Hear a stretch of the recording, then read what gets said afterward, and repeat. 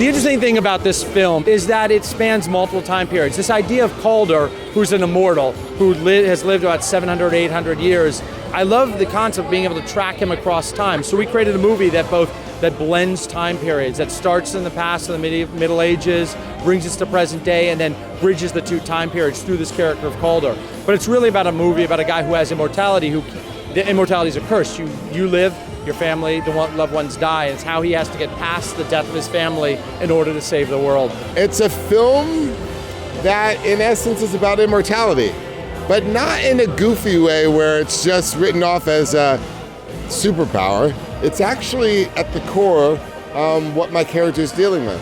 And in some ways, what the mentorship of Michael Caine's character is kind of assisting me with. He's buried his sorrow and the loss that he's had to deal with for so long.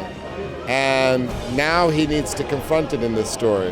And he does that by way of magic and seeking out Chloe, Rose Leslie's character, to revisit his past. I was absolutely pulled in by the fact that it was an original and that this screenplay certainly wasn't kind of backed by video games or toys or even any preconceived inception with kind of like with films before it or even after it. What am I thinking of? Sequel.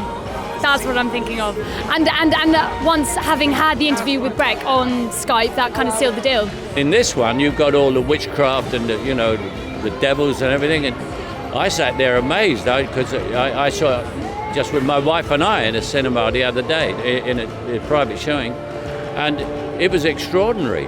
And of course, with the modern day movies, you've got all the computers and everything. You can do wonders with it. When you play characters that an audience adopts and studios embrace, you've got to find your moments to do original stuff or departures.